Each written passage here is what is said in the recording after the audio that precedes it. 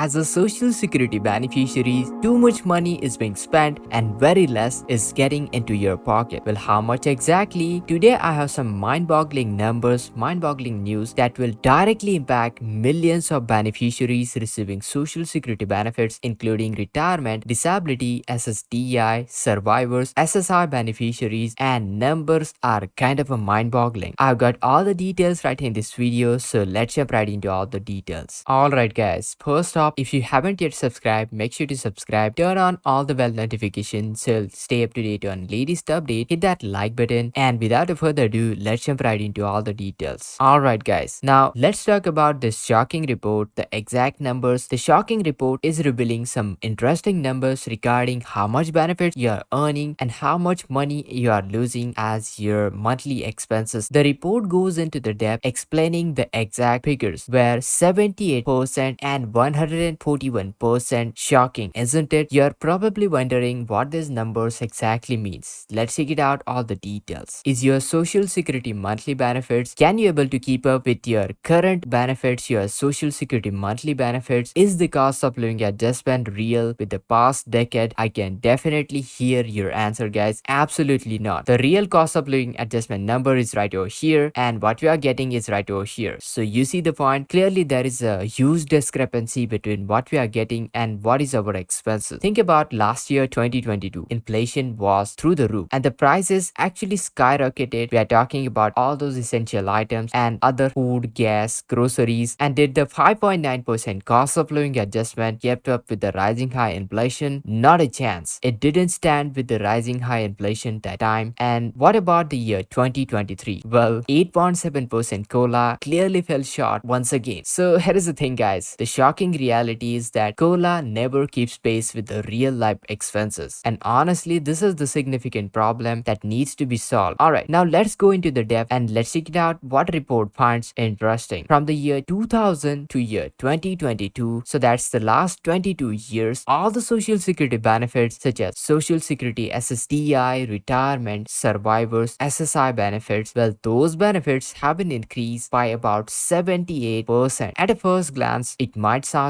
pretty impressive. At least 78% increase, that's a great one. But brace yourself because the shocking truth of the reality is that the prices of the essential goods and services such as food, utilities, rent, groceries, transportation, healthcare, those rose up by a staggering 141%. Shocking, isn't it? I mean, during the same exact period of 22 years, can you believe that? Like 78% increase in your benefits and 141% expenses increases. You do the math. There is a jaw-dropping 63% difference between the benefit increase and the cost surge. So simply you see the discrepancy guys. Benefits have increased by 78%, but the cost of living adjustment should have gone up by 141%, but what we are getting is actually 63% short what we should be getting in order to just maintain our purchasing power compared to last 22 years. This means that people are constantly finding themselves increasingly challenging to cover even their basic needs and maintain a decent standard of living. And honestly, like probably 90 or more percent of the people can agree with this one. Therefore, it's kind of a frustrating to see social security benefits because you know what? These benefits are kind of a losing their point because they are supposed to replace a significant portion of the earned income and adjust for the cost of living adjustment. However, guys, the current system fails to do so effectively. The colas are not keeping pace with the inflation and the disparity is unacceptable as it requires immediate attention. Otherwise, beneficiaries will keep falling into the poverty. Now, it's not you and me who make the changes. Some lawmakers propose changing the way how cola is calculated. So shifting their cola adjustment mechanism. So instead of utilizing CPIW, which is designed for urban wage earners and clerical workers, which is inaccurate way to represent the cola because most of the beneficiaries right over here in social security, those are the elderly individuals. Therefore, they have decided to utilize the CPIE, which is a theoretical number at this point, which is the consumer price index for elderly. And this number could better reflect the actual expenses of the fixed income individuals age 62 and older. While this solution still might not be able to close the gap, but it will certainly help reduce the discrepancy that we are seeing right over here. And honestly, truth of the matter is the problem could have been solved if necessary measures would have been taken back in the year 2000. But here we are once again in the year 2023, once again dealing with the same exact problems. Our benefits are not keeping pace with the inflation, and there is a massive shortfall that is challenging to catch up once again. Now that brings us to the most important question: is Congress doing anything at all? Why hasn't anything been done yet? Well, that's a really important question we want to answer. And definitely, it's the time for the policymakers to step in and make significant amount of changes, ensuring social security benefits are truly supporting to those people who need it the most. Now you see, originally when SSI in the year 1970s, when SSI was originally formed, SSI was solely designed so that beneficiaries will be lifted out of their poverty. But here in the year 2023, and you see the point guys, in the year 2023, the standard benefits for SSI individuals is $914. And if you compare those benefits with the federal poverty level of $1,215, well, you clearly see the point. Those SSI beneficiaries not even getting the federal poverty level standard SSI benefit. So you see the point, and that really brings us to the most important question: is SSI is a poverty program or an anti-poverty program? Now here is the harsh reality of the social security benefit. Now, do lawmakers don't know this problem? Well, definitely not. They do know this problem. They do acknowledge this problem. Why they are not taking the action? Whether it's elections, whether it's their own agenda, whether it's their own opinions, what's the problem? Why they are not taking the action? Certainly, we see a lot of those promises being made. Just we are at the brink of the election. So you see the point, guys. So elections could be the catalyst for something to happen right here into the social security. Now, I'm not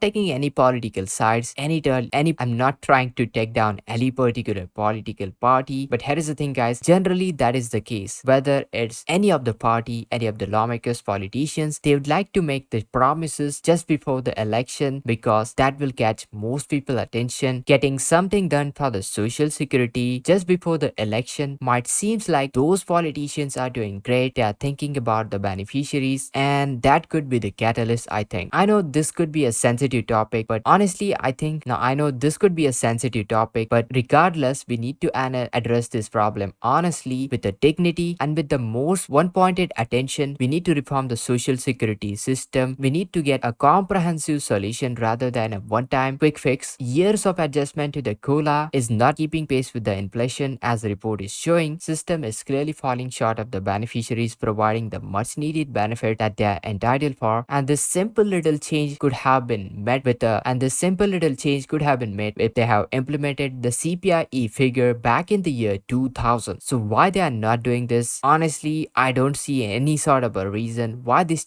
simple little change is not implemented. One thing I can see for sure is the funding shortfall into the social security trust fund. I see already the beneficiaries are more. Already there is a huge discrepancy between those people who are getting paid through the social security and those people who are paying into the payroll taxes. So that's why there is a funding shortfall. And on top of that, if you change the way how COLA will be calculated with the CPIE, that might probably run out the social security trust fund even faster. So that could be the point. So that could be the problem. That's why those changes might not have been implemented. But this is not about social security trust fund failing early, but more it's about social security beneficiaries. Are they receiving the much needed benefits? Are they receiving the much needed financial benefits that they are entitled to? This should be the focus of the discussion, political debates, rather than just talking about the social security trust fund running out of the money. Now you might be wondering, will there be any changes by now in the future? Well, government steps in to bridge the gap between the benefits and the cost of living adjustment, but the truth is that, well, a massive increase in the benefits anytime soon, well, we couldn't expect a massive increase, but there may be some minor adjustment that we can expect. It's really doubtful that we'll be going to get enough to fully compensate for the discrepancy over the last 2 decades. Nonetheless, I found this information helpful, valuable. Hope you found it as well. Make sure to hit that like. Once I get any latest details regarding social security benefit increase, I'll keep you up to date. Make sure to hit that like, subscribe to our channel for more of such latest updates. And this is Kedar from How to Guys. See you in the next video.